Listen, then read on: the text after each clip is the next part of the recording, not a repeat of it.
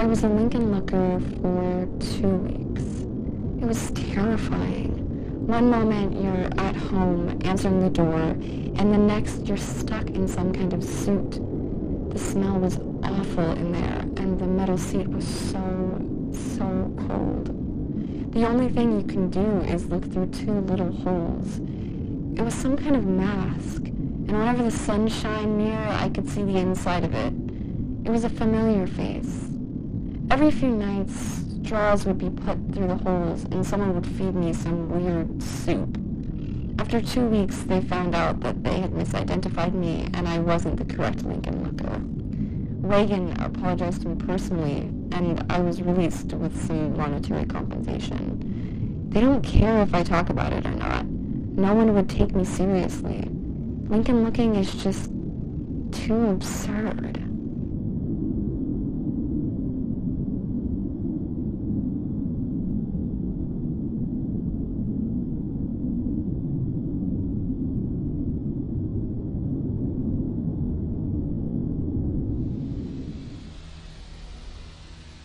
There's always that someone that we dislike more than everyone else. Not usually famous or important, but they've done something that's affected us personally. Often you're the only person who remembers this act. And I've been that bad, but memory hurts. Everyone experiences this, and the president is no exception. Except he can do something about it. Every president can choose one person to be a Lincoln Looker.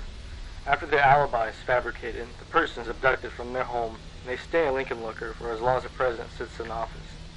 Nobody can question his decision, and it's no trial. You might be surprised, but it's nothing new. It's been a tradition. Lincoln Lookers have been around for a very long time.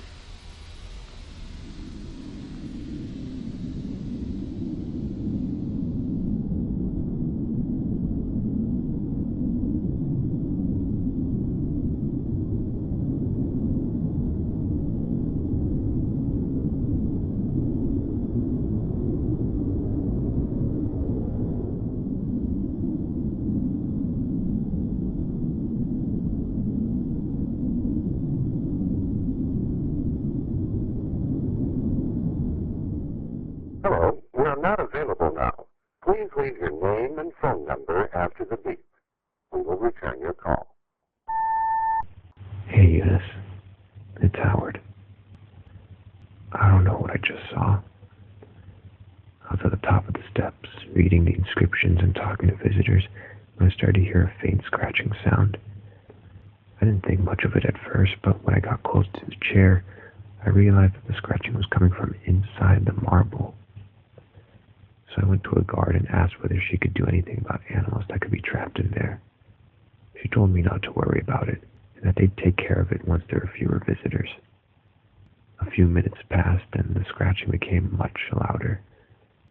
I went back to the guard and asked what kind of animals usually got stuck in there, and she said, wild animals.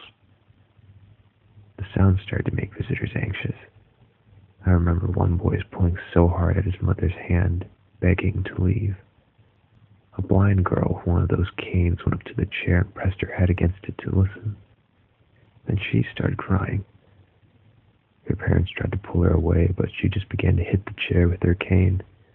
That's when the guards asked everyone to go back down the steps. I don't know why, and it's going to sound crazy, but I felt compelled to help. So I went to the blind girl and joined her in hitting the marble. The guards tried to pin us down, but the scratching became too loud for even them. It sounded like someone was shaving down a chalkboard.